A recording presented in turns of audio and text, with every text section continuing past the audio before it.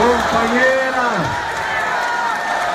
e companheiros, cidadãs e cidadão rio-grandinos e rio-grandenses e brasileiros que nos honram aqui com as suas presenças, direções dos movimentos sociais, das centrais sindicais, dos partidos que têm compromisso com a transformação e com o povo brasileiro.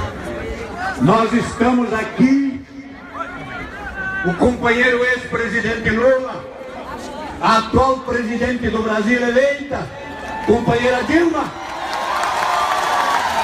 para defender o polo naval do Rio Grande, e do Brasil.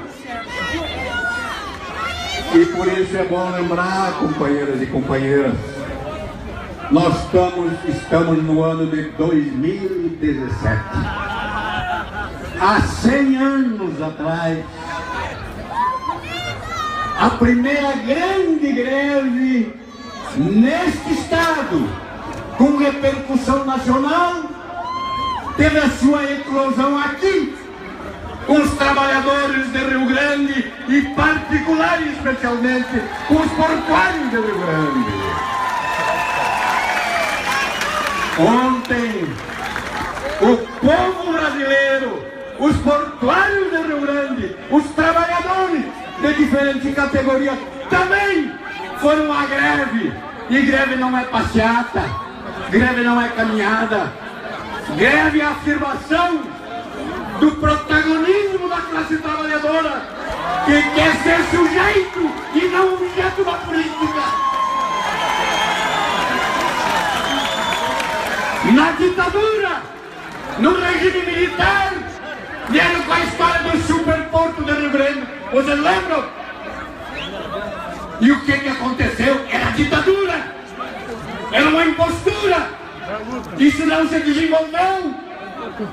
Foi preciso nós conquistarmos a democracia com enorme sacrifício. Lutadores que não estão presentes conosco nessa dimensão da vida, mas na outra, lutaram por isso. Conquistamos a democracia, elegemos por 2 mandatos o Lula, por 2 mandatos a Dilma, e este polo foi recriado, criado, teve enormes investimentos. Criamos empregos de toda hora, não só aqui em Rio Grande, pelo Rio Grande afora, pequenas, micro e até grandes empresas nossas foram beneficiadas dos investimentos aqui no polo naval. Gerou-se milhares de empregos. Agora veio o golpe, e o golpe é uma versão da ditadura. E os investimentos no polo se reduziram de 15 bilhões para 3 bilhões e meio, e olhe lá, aumentando o desemprego e problemas sociais enormes que vocês sentem no cotidiano. Por isso a razão desse ato. E também a luta pela democracia, a democracia brasileira, da Constituição de 88, está sendo vilipendiada. A Constituição de 88 que o povo ajudou a construir, embora não tivesse maioria naquele colegiado, ela avançou muito em direitos sociais. Agora esse governo ilegítimo, decorrente do golpe, que afastou uma presidente eleita com mais de 54 milhões de votos e que não cometeu nenhum crime de lesa pátria contra o povo e a economia brasileira. Esse regime, esse governo reduziu os investimentos e está a nível nacional não só atacando, está decepando direitos de décadas, de séculos, conquistados pela luta do povo brasileiro, já naquela greve de 100 anos atrás, eclodida aqui em Rio Grande. Por isso, meus companheiros e companheiras, este momento aqui é um momento que nós temos que tirar lições dele. Cada uma e cada um de nós temos que saber que é um processo em andamento. os que deram o golpe, agora como os que deram o golpe em 64, eles queriam o povo num cantinho chorado. Os que deram o golpe lá em 64, os que deram esse arremedo de golpe parlamentar, jurídico, midiático, também não querem o povo como sujeito da política. E o povo precisa se assumir como sujeito da política para a política ser transformadora. A greve de ontem é de ser um processo que se avolume, que cresça, que tome força, e que nós possamos garantir que tem eleição sim em 2018, que é o que eles não querem.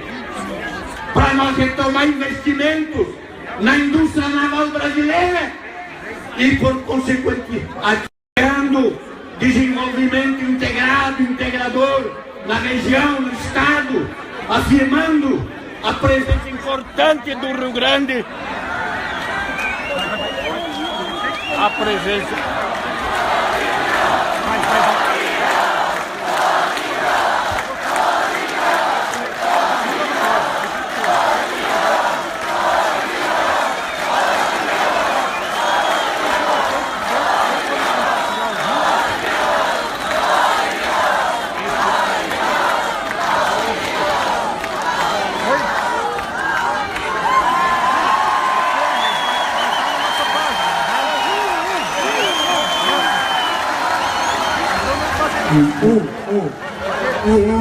Olívio, alô. Alô. Eu já estava agradecendo os companheiros, né, por me chamarem a atenção, porque o tempo já se excedeu. Mas este polo, companheiro naval, é uma ponta da indústria naval brasileira e tem outros pontos estratégicos no país. Esse está sofrendo mais do que outros pontos, mas todos eles estão tendo as suas atividades reduzidas. Nós precisamos retomar um processo que só pode vir com a gente garantindo a democracia que foi interrompida pelo golpe, com eleições diretas já no ano que vem, com um programa de desenvolvimento sustentável, com um programa de desenvolvimento que tenha no ser humano a principal causa da sua ação integrada, que articule o Brasil com a América Latina, e aqui Rio Grande é um polo estratégico no Mercosul, com o mundo, inclusive. Por isso, companheiras e companheiros, boa luta! Retomando com Lula e Dilma uma caminhada já semeada, que essa semeadura frutifique daqui para diante, e só pode frutificar com a democracia reconquistada e qualificada. Boa luta, companheiro! Levanta a mão, povo guerreiro! Que loucura! Eu quero vermelhão no fundo! Quero energia! Quero bandeira!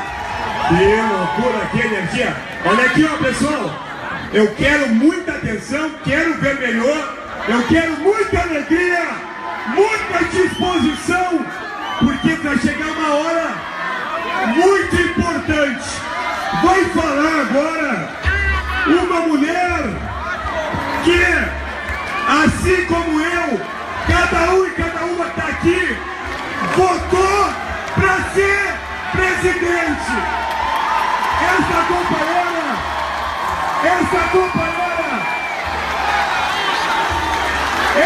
companheira venceu a ditadura, venceu o que há de atraso e vai estar com a gente golpeando, derrubando o golpe. Dilma!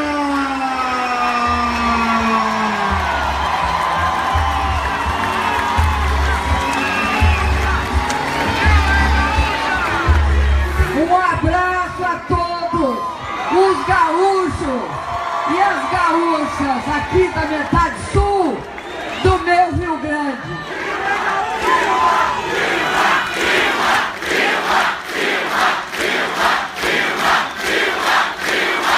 Eu quero dizer a vocês que eu estou muito feliz de estar aqui convivendo com vocês, conversando com vocês nessa tarde linda que caracteriza o Rio Grande do Sul nessa época do ano. Mas quero dizer também que fiquei extremamente triste quando olhei para o Polo Naval. Eu vi o Polo Naval nascer. Eu vi sair das areias ali, aqui do sul, do extremo sul do país. Eu vi sair um dos estaleiros. Quero falar do estaleiro Rio Grande. Eu sei que além dele teve outro lá em São José do Norte e teve Honório Bicalho. Mas eu vi cada um sair do chão. Aqui, nós sabemos, nós que vivemos aqui no Rio Grande do Sul, sabemos que aqui nessa região era considerado que era uma região sem vocação. Sem vocação por quê? Sem vocação porque aqueles que governavam não só o estado do Rio Grande do Sul, mas o Brasil, antes do presidente Lula, achavam que podia entregar regiões inteiras do Brasil, entregar ao desemprego, entregar ao baixo desenvolvimento e aos baixos salários e ao desemprego. Quando surgiu aqui do chão, perto do mar, um estaleiro sofisticado, era o estaleiro em termos de tecnologia mais avançado que o Brasil estava fazendo. E nós estávamos fazendo estaleiro por todo o Brasil afora. E é bom dizer, eu não sei se vocês sabem, mas o Brasil, em 1980, nos anos 80, tinha sido um país com uma grande capacidade na indústria naval. Aí veio os governos neoliberais. O governo de Fernando Collor e de Fernando Henrique Cardoso, que enterraram a nossa indústria naval. Indústria naval que hoje eles estão tentando outra vez enterrar. Porque essa indústria que vocês conhecem, que trouxe para cá empregos de qualidade, que trouxe para cá um nível de desenvolvimento que é o que nós queremos para o Brasil, essa indústria eles estão tentando matar. Estão tentando matar porque deixam, por exemplo, a plataforma P-71 60% sem conclusão, parada, quando podia estar gerando emprego, gerando renda e produzindo. Porque eles têm uma visão de entregar o Brasil, de vender o Brasil. Esse país que nós construímos e que nós, neste tempo todo, vimos crescer, sofreu um golpe de Estado. Eu fui afastada sem crime de responsabilidade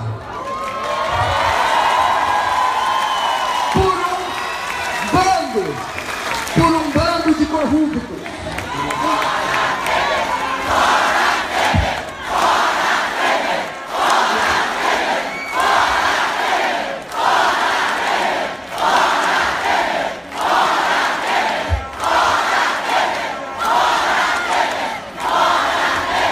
Um golpe que tem na Rede Globo de televisão seu principal partido.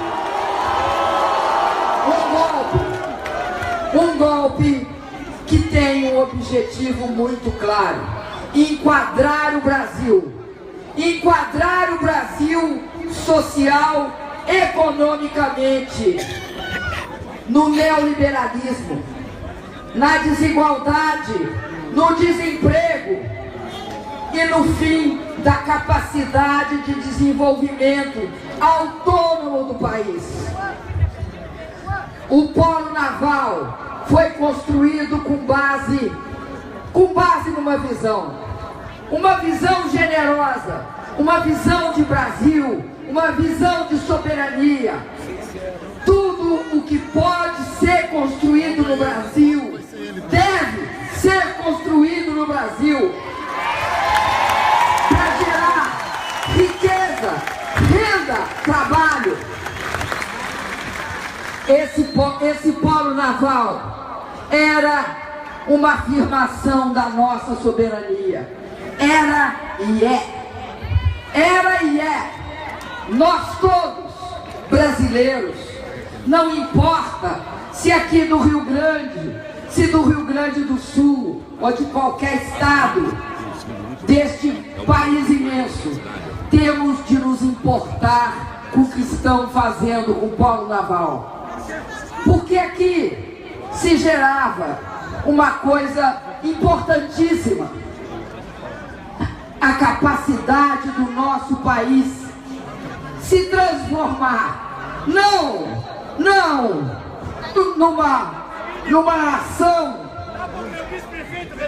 numa nação onde poucos ricos convivem com uma multidão de pobres. Não é isso que nós queremos para o nosso país.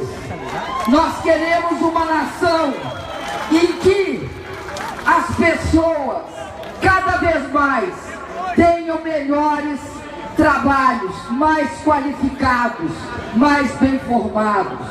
Por isso que o polo naval aqui trazia para nós um caminho, esse caminho de esperança de um Brasil soberano que eles estão destruindo.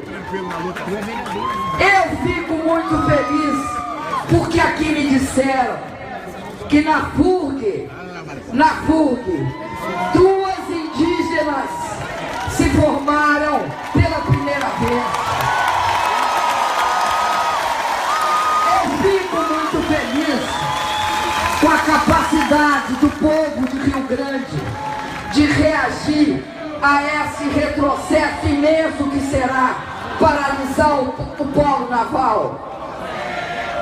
É um exemplo para nós.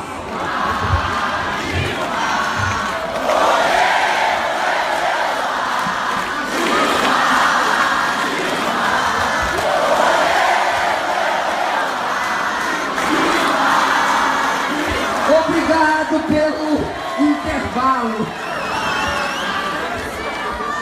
Eu quero dizer para vocês o seguinte: eu vivi 2 golpes. Vivi na pele 2 golpes. Um golpe militar. Nesse golpe militar, eles tiravam direitos. Direito de expressão, liberdade de organização. Se você divergisse, se estudante se manifestasse, se trabalhador fizesse greve, ia preso, podia ser torturado, podia ser morto, ou até podia ser obrigado a se exilar. Esse golpe parlamentar que nós estamos vivendo, ele não tem as mesmas características. É um golpe parlamentar, já foi dito aqui, midiático e judicial. Mas ele tem certas características extremamente perversas. Ele não parou, ele não acabou no dia que eu sofri o processo de impeachment. Ele continua em várias medidas. Uma das medidas é o fim do polo naval, porque é um golpe contra a soberania do país. Outra medida é essa reforma, entre aspas, esse retrocesso que eles estão querendo impor à Previdência. Outra medida desse golpe é a terceirização, transformando todo o mercado de trabalho do nosso país, fazendo com que, em qualquer atividade, não tenha nenhuma barreira à terceirização, com isso reduzindo brutalmente os salários e a segurança do trabalhador. É um golpe contra a CLT.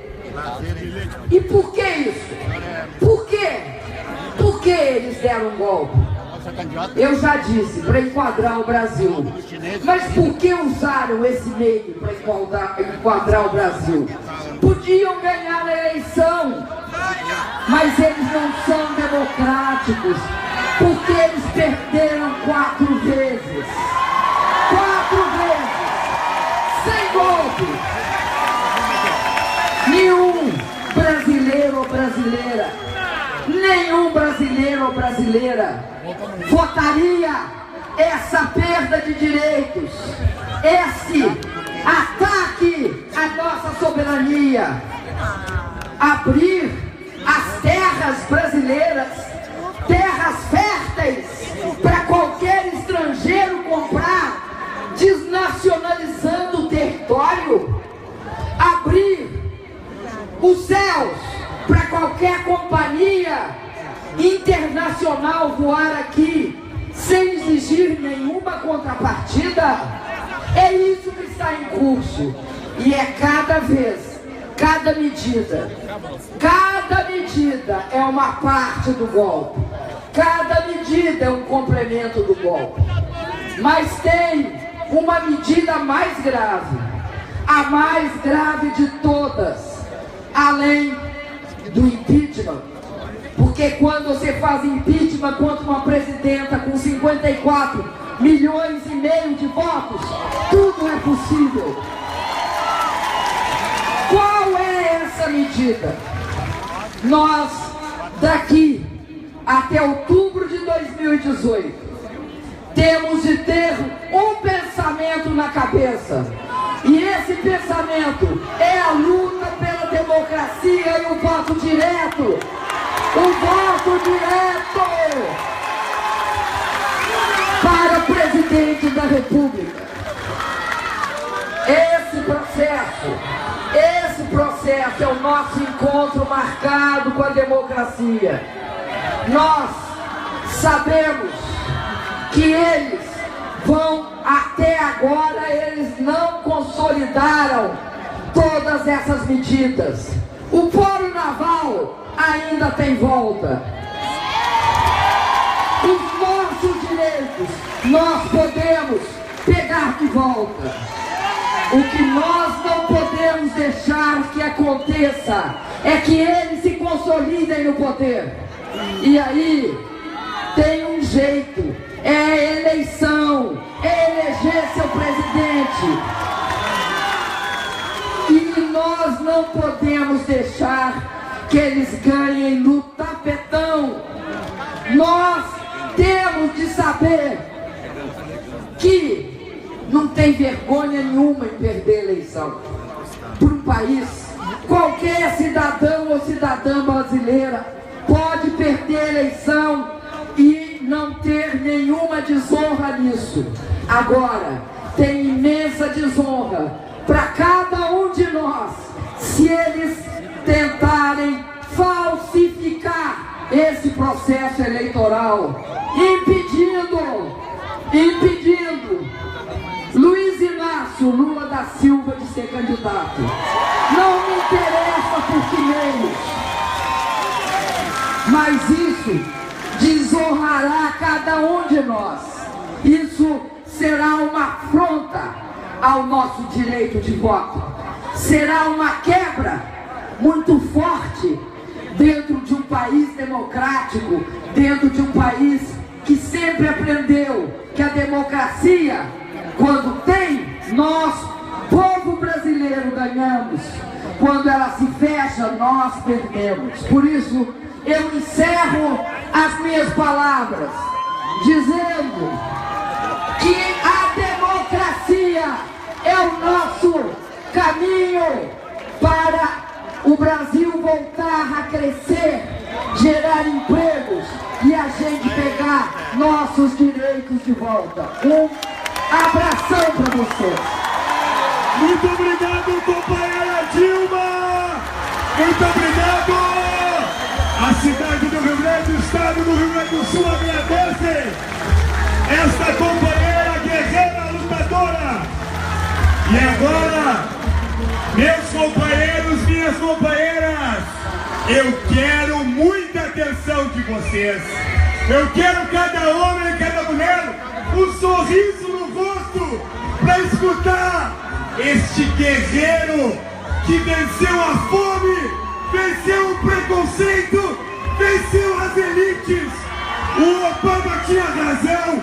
Ele é o cara, o nosso Luiz Inácio Lula da Silva.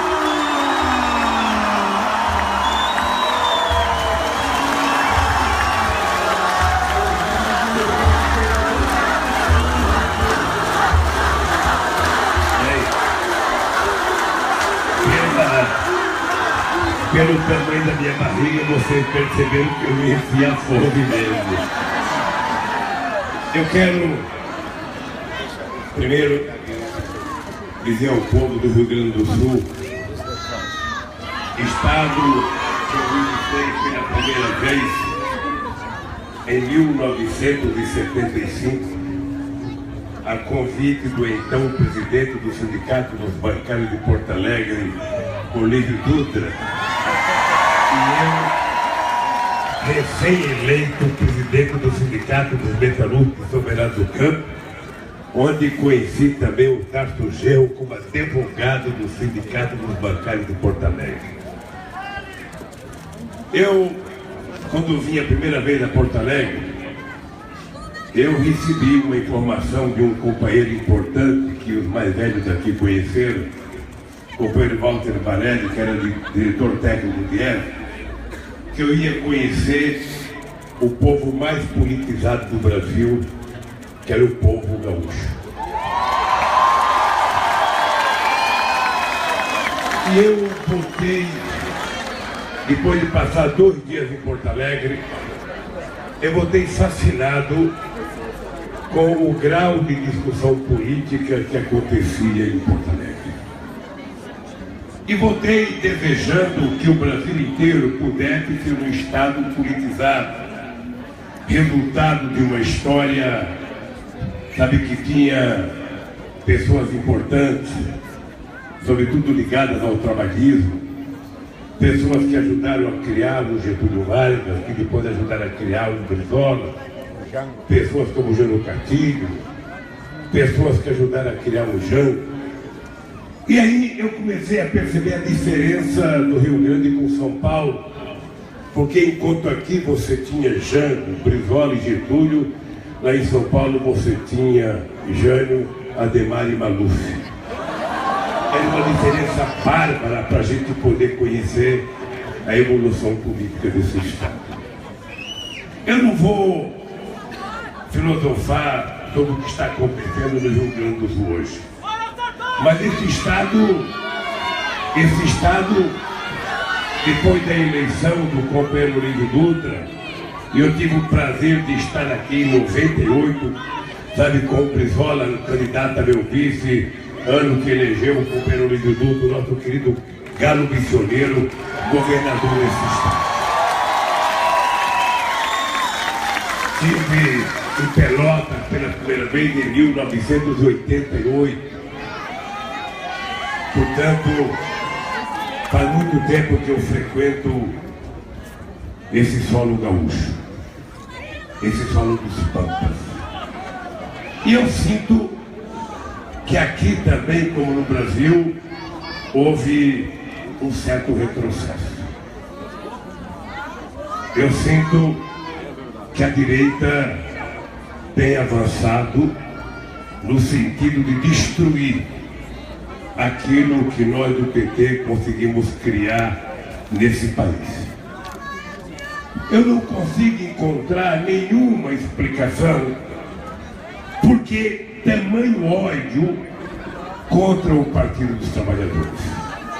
Não consigo encontrar. Eu não consigo encontrar porque eu entendia que o preconceito e o ódio contra mim era pelo fato de eu ser nordestino e de não ser um cara bem formado em universidade. Mas aí, nós tivemos uma presidenta que era oriunda de classe média, que era bem formada, era até mestrada da Unicamp em Economia. E essa mulher é uma mulher bem formada, é uma mulher muito inteligente. E o que aconteceu é que eles conseguiram transmitir mais ódio contra ela do que transmitiram contra mim. Porque comigo eles ainda não tiveram coragem de tentar me derrubar, mas ilegalmente derrubaram essa mulher. E aí eu descobri que o preconceito não era contra nordestino, contra pobre. O preconceito é porque a elite perversa desse país ainda trata a mulher como objeto de cama e mesa e não como sujeito da política.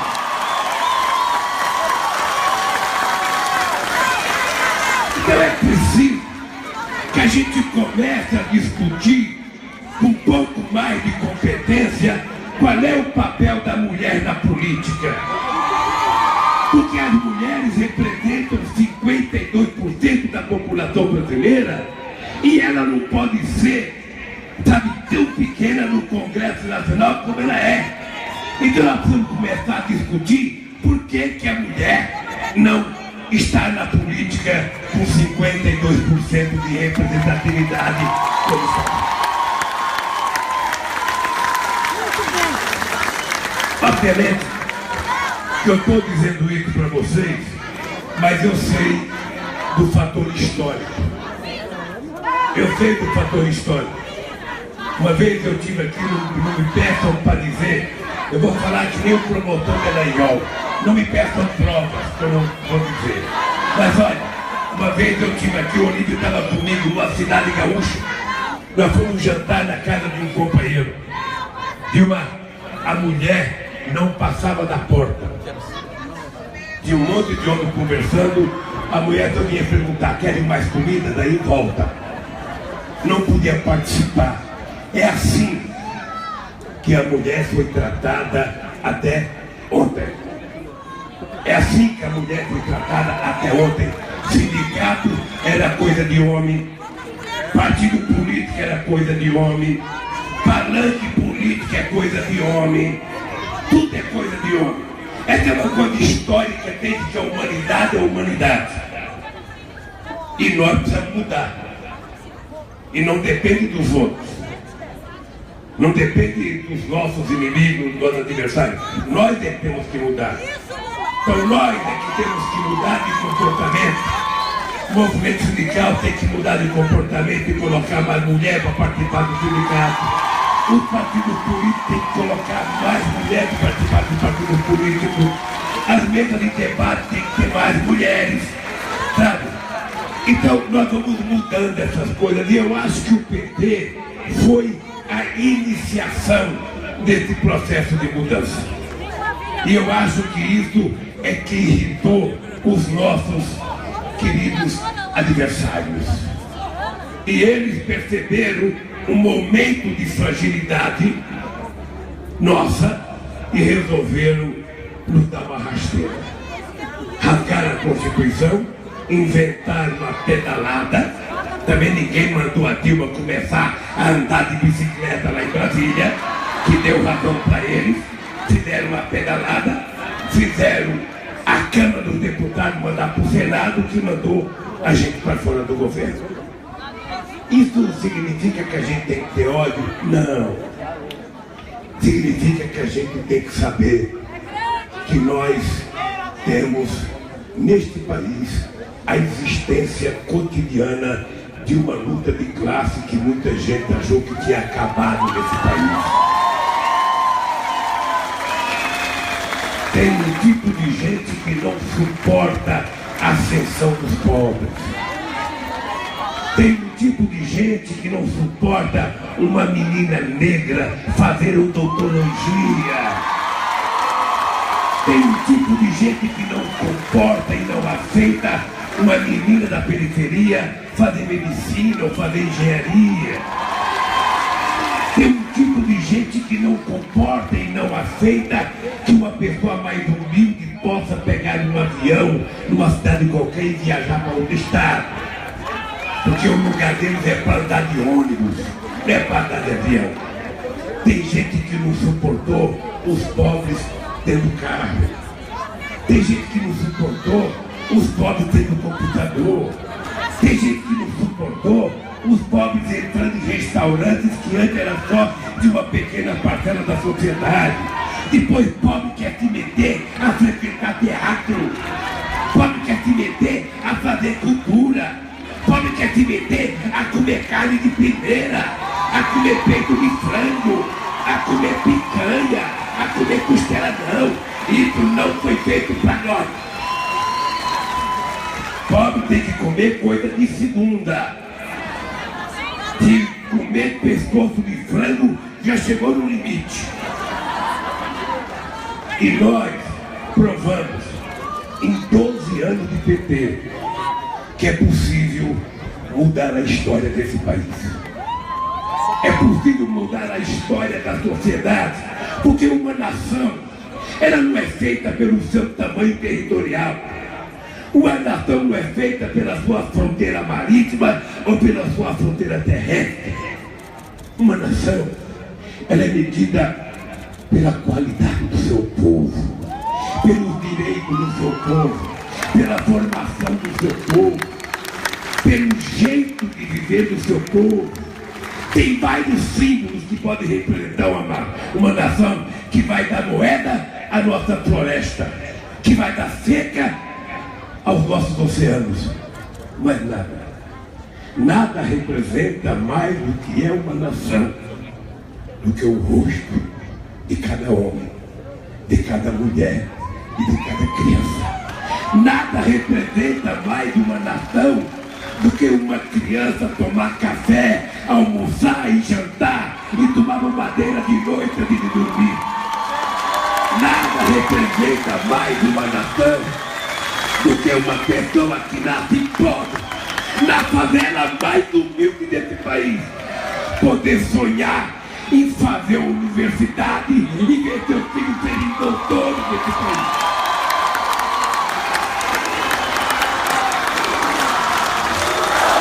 Uma nação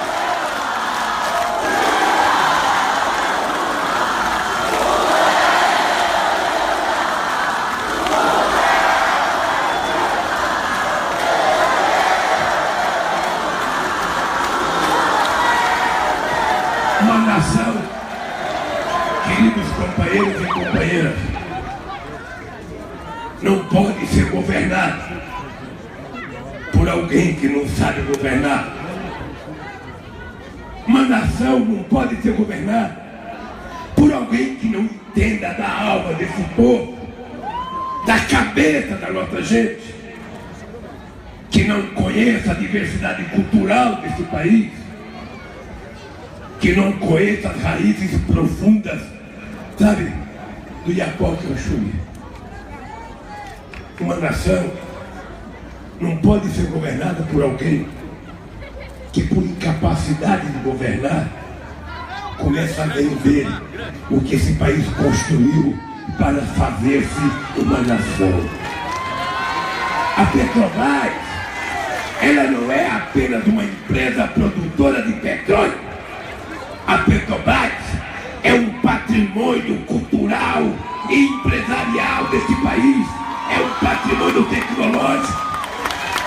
O Brasil tem um déficit comercial na questão do tráfico marítimo. A gente gasta mais de 14 bilhões exportando coisas para o exterior e importando.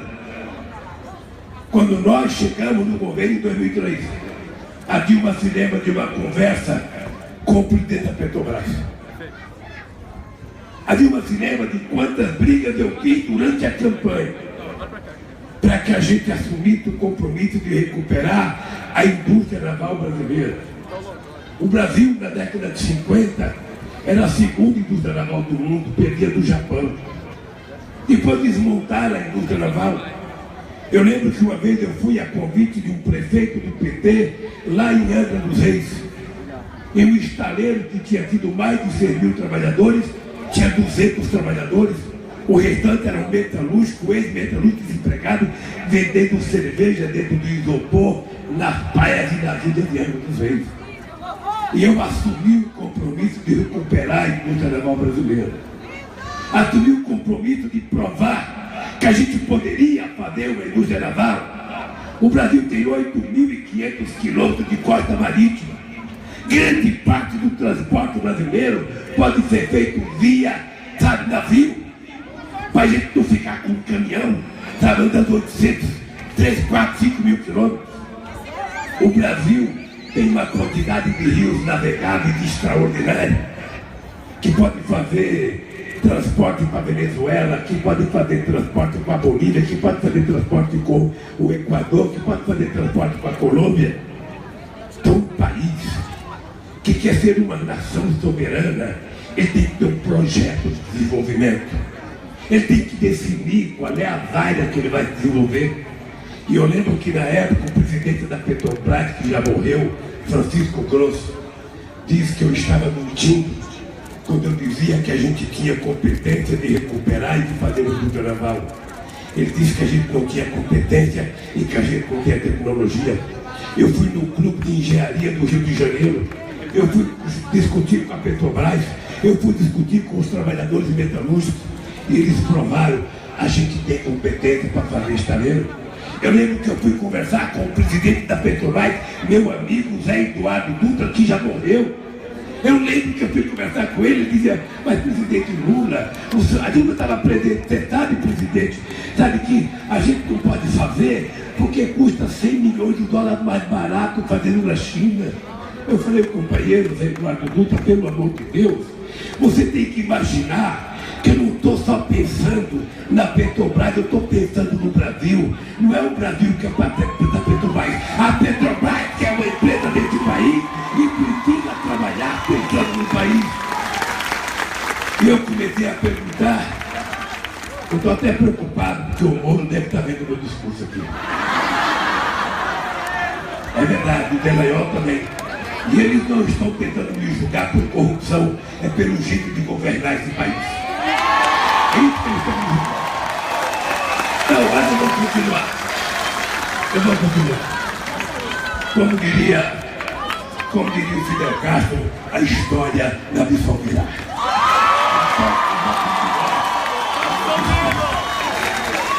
Então eu falei para o companheiro Eduardo Dutra, que já morreu também, que Deus o tenha. Eu dizia, mas a gente não pode governar um país só pensando na empresa. A gente tem que pensar quantos empregos a gente vai gerar. A gente tem que pensar quanta tecnologia e conhecimento a gente vai obter. A gente tem que pensar quanto salário a gente vai pagar. A gente tem que pensar quantos impostos a gente vai receber. E não tem nada mais alegre para uma nação do que o seu povo trabalhar, receber o seu salário e que a sua família no supermercado comprar o que comer para levar para casa todo santo dia. O que eu não posso é ter um navio mais barato feito em Singapura e ter um Rio Grandense dormindo na sarjeta, desempregado, eu passando fome. É por isso que eu vim aqui. Eu tinha vontade de vir aqui, porque antes de eu ser presidente, eu vinha a essa região aqui, e os políticos mesmo, os gaúchos, os políticos que eram candidatos a presidente, viviam dizendo, a metade sul acabou. Eu nem sabia bem o que era. A metade sul acabou. A metade sul não tem mais jeito. A metade sul faliu. A metade sul... Puta merda, eu falei, essa metade sul parece que é a pior coisa do planeta. Aí eu cheguei, conheci Pelotas, conheci Rio Grande, conheci outra região. Eu falei, puta, isso aqui perto da minha Garanhuns é uma região rica. Como é que isso aqui acabou? Como é que isso aqui acabou? E a Dilma sabe porque ela é um pouco mineira, um pouco gaúcha, um pouco metade do sul, um pouco Porto Alegre, mas ela me ajudou a fazer tudo que eu fiz. Eu devo muito a essa companheira o sucesso do meu currículo, porque ela me deu uma coisa que alguém precisa ter para governar: tranquilidade. Eu dormia toda noite sabendo que tinha alguém cuidando das coisas que eu pensava que ia fazer. Não adianta alguém tentar fazer qualquer intriga minha com a Dilma, que não tem intriga minha com a Dilma em momento algum da nossa história. Eu sei o que ela fez por esse país. Então veja, eu falei, bom, nós vamos reconsertar essa tal da sua metade sul. Sabe? Na campanha presidencial tinha candidato de outros estados, que é para televisão com uma sabedoria, porque a metade estuda, a metade estuda, a metade estuda. Eu olhava o mapa e só via um sul, não via dois sul, não estava dividido. Aí o que é que nós fizemos? Ô Dilma, você sabe que essa metade sul, aqui nessa cidade que faz parte da metade sul, nós dobramos, ou mais do que dobramos, o número de estudantes universitários.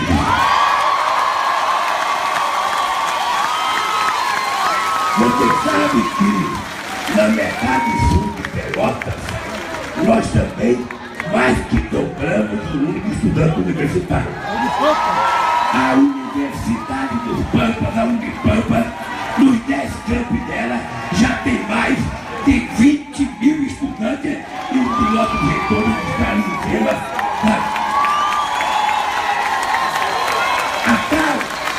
A tal da rodovia que liga Pelotas a Rio Grande, que parecia impossível de ser duplicada, foi duplicada por esse demônio chamado PT.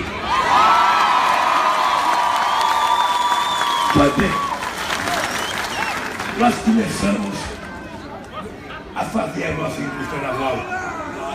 Eu tive o prazer de vir aqui uma vez.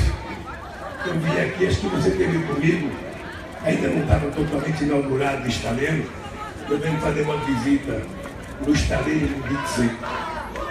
Eu tinha convicção de que a gente poderia dar uma lição nesse país. Eu tinha certeza disso. Aí eu vim aqui inaugurar uma plataforma, não sei qual era a pena, não sei das contas. Tudo chama pena. Mas o que é importante não é a que eu vim inaugurar, é que eu vim uma vez aqui e tinha uma, porque é o seguinte, os metalúrgicos que trabalham no estaleiro, eles ficam felizes quando tem emprego. Mas quando eles entregam a plataforma, a sonda, eles começam a ficar tristes porque a sonda vai embora e o desemprego vem. Então eles querem que venha outra. Eu lembro que eu vim aqui, a Dilma era presidente, e eu não era mais presidente, mas eu vim aqui. Estava aqui o meu presidente do sindicato aqui. Não, aquela você não estava junto não, é uma que eu fiz um discurso dizendo o seguinte, ó, o pessoal estava reivindicando. Hein? A saída da 58, mas tinha duas para entrar. E aí o pessoal ficava reivindicando. E eu falava, eu não posso falar porque eu não sou presidente, como é que eu vou falar com ele? Aí eu lembro que eu falei o seguinte, olha, ô gente, se eu conheço a alma da Dilma, e se eu conheço o coração da Dilma, ela vai trazer para cá as duas plataformas. E uma semana depois, o teu coração e a plataforma. E essa região, com a universidade, essa região com os estaleiros, essa região tem um custo extraordinário. O orçamento saiu de 200 milhões para 700 milhões. O nosso companheiro Alexandre, o prefeito, sabe quanto cresceu. E ele sabe efetivamente que a gente pode recuperar isso. Então eu vim aqui, eu estou vendo, eles estão vendendo a Petrobras, estão vendendo isso, vendendo aquilo. Olha, imagina se o cara acaba e não consegue dar conta do recado e vai mandar alguém fazer por ele. Olha, esses caras deram um golpe na Dilma dizendo que ia melhorar o país e eles até agora só pioraram o país, porque eles não fizeram uma reforma em nada, eles estão demolindo. Por quê? Quando a gente fala em reforma, a gente pensa que é melhora. né? Aí eu vou reformar uma casa, tá legal. A Dilma quer dar o vestido de casamento dela para a filha dela, eu vou reformar meu vestido. O cara quer fazer um conserto no carro, eu vou reformar o meu carro. Mas não, eles estão destruindo tudo que Getúlio Vargas fez, a nível de legislação trabalhista. Tudo que está na CLT, eles estão demolindo, não é reformando, é demolindo. Eles querem que os trabalhadores voltem a ter as mesmas condições de trabalho que tinha no começo do século passado. Lá no começo de 1910, 1915, é quase que trabalho escravo. Aprovar a terceirização é colocar uma pessoa individualmente para lidar com o seu patrão. E é quase impossível o trabalhador sozinho vencer. Tem gente que acha que a terceirização é uma boa. Vocês vão ver o que vai acontecer nesse país. Olha, quando a gente estava discutindo a CLT em 43, os empresários achavam que o trabalhador não poderia ter férias de 30 dias, porque o trabalhador não podia ficar em casa, porque o ócio é prejudicial. O ócio faz ele beber, faz ele brigar com a mulher, então ele não pode ficar em casa. É essa a mentalidade de uma parte da elite brasileira. Essa é a mentalidade, e agora querem jogar nas costas do povo o roubo da presidência. Olha, eu vou dizer uma coisa para Dilma. Eu estou divulgando sempre que eu posso o relatório de uma economista chamada Laura Tavares, filha da Maria da Conceição Tavares, tua amiga. Ela é economista e ela trabalha há mais de 32 anos com Previdência Social. E ela fez um relatório para mim, mostrando o seguinte: de 2004 a 2014, a Seguridade Social brasileira foi superavitária. Chegou a crescer 56% a arrecadação. Ora, por quê? Porque nesse período de 2004 a 2014 foram criados 22 milhões de empregos formais, porque foram aumentados a renda do trabalhador em média 3,5% ao ano, porque o salário mínimo aumentou 74% nesse mesmo período, porque foram formalizados 6 milhões de micro e pequenos empreendedores nesse país. Então, se esses trogloditas que estão aí não sabem governar, é preciso que eles saibam que tem gente que já governou e que já fez esse país dar certo e que sabe como fazer esse país dar certo. E se alguém quiser governar esse país, tem que ter em conta o seguinte: os pobres não podem sair do orçamento. Os pobres não podem sair do orçamento. Então, digo, o que eu tenho dito todo dia, companheiros? Eles podem se preparar. Eu, sinceramente, não sei o que vai acontecer comigo, mas eles podem se preparar, porque nós vamos voltar e vamos recuperar a indústria naval desse país. Nós vamos recuperar a indústria naval desse país. A Petrobras vai aprender a encomendar navio para ser feita pela mão de metalúrgico brasileiro, de metalúrgico de Rio Grande. Eles têm que saber disso.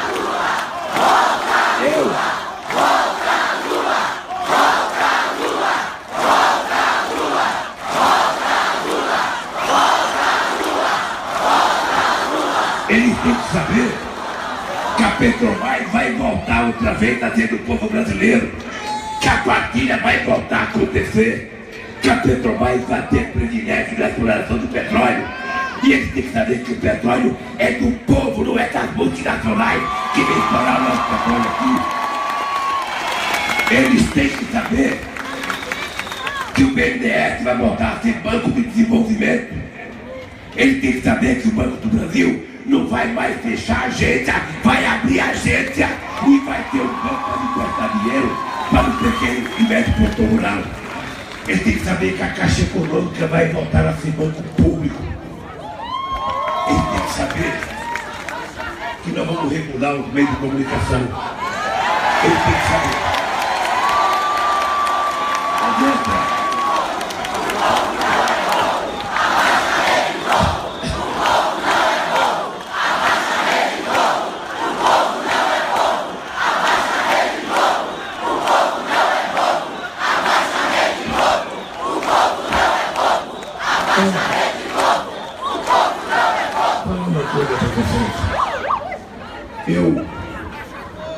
percebendo que esse desmonte desse país não pode continuar acontecendo. Eu vi algumas pessoas falarem em eleição em 2018. Eu posso esperar até 2018, mas quem está desempregado não pode esperar até 2018. Quem está passando fome não pode esperar até 2018.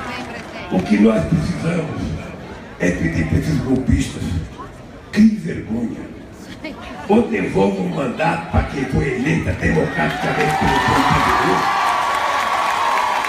Eu tenho coragem de convocar eleições. Tenho coragem de convocar eleições, porque esse país que foi capaz de mandar para fora a ALCA, esse país que conseguiu criar o Mercosul e fortalecer o Mercosul, esse país que criou a Unasul, esse país que criou o Banco dos BRICS, esse país que criou o IVA, esse país que passou a ser um país respeitado no mundo inteiro, motivo de orgulho para quem viajasse com o passaporte brasileiro, não pode ficar de quatro diante dos americanos ou diante do país rico, como quer essa elite que tem complexo de vira-lata, complexo de pequenez.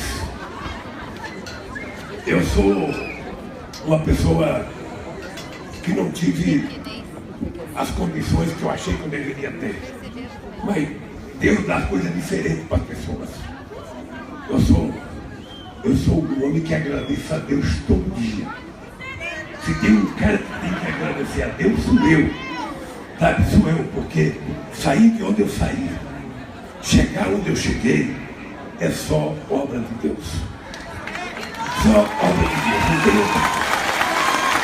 Então, eu e essa companheira aqui, e vocês, obviamente, que não estão confiando aqui, não fazia nada, nós queremos provar que esse país pode voltar a ser um país grande, pode voltar a ser um país que cresça economicamente, um país que gere emprego, um país que distribua renda, um país que garanta o processo de educação para esse povo. Não tem nada mais sagrado para uma mãe. Eu estou falando aqui não como mãe, mas como pai que teve 5 filhos. O filho, ele não quer um carro de herança, ele não quer uma casa de herança. A coisa que a mãe mais deseja para o filho é que ele tenha uma universidade, uma profissão.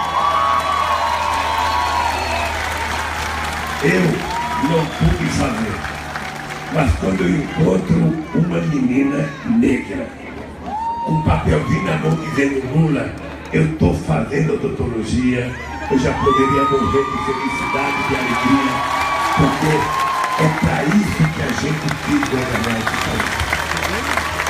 Por isso, companheiros e companheiras, eu quero me despedir de vocês, porque o aeroporto, é verdade, que é o aeroporto de Rio Grande, no governo da companheira Dilma, era o aeroporto que estava em primeiro lugar para receber iluminação. Era o número 1. Agora que tiraram a Dilma, ele saiu da relação. Então eu tenho que sair daqui, ainda com a luz do sol, senão eu não consigo chegar a São Paulo hoje. Então eu queria dizer ao povo do Rio Grande do Sul, eu queria dizer aos metalúrgicos do Rio Grande do Sul, eu queria dizer aos meus companheiros deputados, parceiros do PT e aliados, eu queria dizer para vocês uma coisa. Quando a gente chega na minha idade, a gente não sabe mais quanto tempo a gente vai ter para frente. Todo dia a gente acorda de manhã, tem que agradecer a Deus por acordar. E depois de deitar, a gente vai deitar, agradece a Deus por chegar até a cama e deitar. E no dia seguinte agradece outra vez. Tá? Vocês um dia vão ter 70 anos de idade, 71. Eu estou com 71, mas vocês estão percebendo. Tem 90. Vocês estão percebendo que eu estou com um jeitinho de 30, não estou? Deixa eu falar. A única coisa que eu posso garantir para vocês, companheiros, a única coisa que eu posso garantir para vocês, eu estou pedindo a Deus para ir fazer o meu depoimento dia 10. Porque é a primeira chance que eu tenho de falar o que eu penso de tudo isso que está querendo comigo. A segunda coisa é que a Globo descubra logo o candidato dela. Porque ela está tentando escolher um candidato. E eu que não queria mais ser candidato, se a Globo escolher um candidato, eu terei um imenso prazer de ser candidato para derrotar o candidato dele.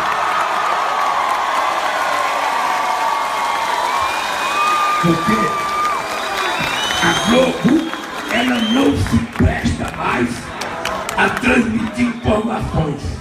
Ela se presta a tentar destruir o PT, a tentar destruir a Dilma, a tentar destruir o Lula. E ele deve ficar com uma azia desgraçada, porque depois de meses e meses e meses e meses destruindo a gente, quando faz uma pesquisa, todos os candidatos dele juntos não derrotam a gente.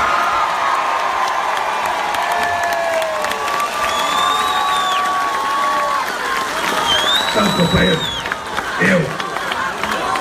eu quero dizer para vocês uma coisa, para terminar. Eu continuo sendo Lulinha Paz do Amor. Tem gente que fala, não está radicalizando, não estou radicalizando. Eu estou apenas me virando para não apanhar tanto. Porque vocês já viram um político que apanhar mais do que eu? Vocês acham que alguém aguentaria a quantidade de porrada que eu tomo todo dia? Vocês imaginaram que a Polícia Federal foi na minha casa, na hora que eu saí, a Marisa sozinha, eles levantaram o colchão achando que eu tinha dinheiro embaixo do colchão? Vocês acham que eles podem fazer isso porque a lei é para todos? Então, gente, é o seguinte, esse país está de ordem. Esse vai ser de alguém que governe esse país. Eu tenho orgulho de ter governado o país no momento em que os trabalhadores mais ganharam. Mas no momento que houve menos greve, houve menos ocupação de terra. Sabe por quê? Não é porque o pessoal ficou mole, é porque a gente acordava as coisas com o povo brasileiro. A gente acordava. A gente não aprovou a Lei Maria da Penha porque a gente não gosta dos homens, não. É porque os homens têm que aprender que mão não foi feita para bater mulher. A gente tem que saber que está crescendo o número de mulheres no mercado de trabalho, mas ainda não cresceu o número de homens dentro da cozinha para ajudar a fazer as coisas. A gente tem que saber disso. E eu agora, que não tem mais a marido, estou fazendo e estou aprendendo. Tá? Não é fácil não, é para aprender, vou fazer. Então, companheiro, eu queria ter para vocês, olha, eu vou embora.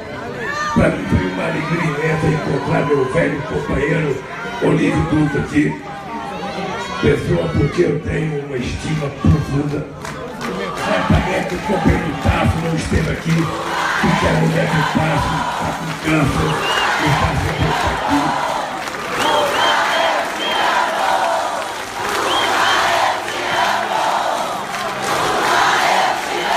Eu queria para vocês, companheiros, que eu não sei quanto tempo eu tenho pela frente. Mas eu quero dizer para vocês o seguinte: podem ter certeza que na minha idade é difícil a gente mudar o medo. Eu quero dizer para vocês, se eu tiver 20 anos ou tiver 1 minuto, será delicado para a gente recuperar a democracia e para fazer o povo pobre ter direito de comer 3 vezes ao dia, ter direito a trabalhar e a ter direito. Por isso, companheiros, eu vou dar um beijo na Dilma e vocês sintam que eu estou beijando todos os outros das mulheres aqui. Um abraço, companheiro, e vamos lutar para recuperar a indústria naval brasileira.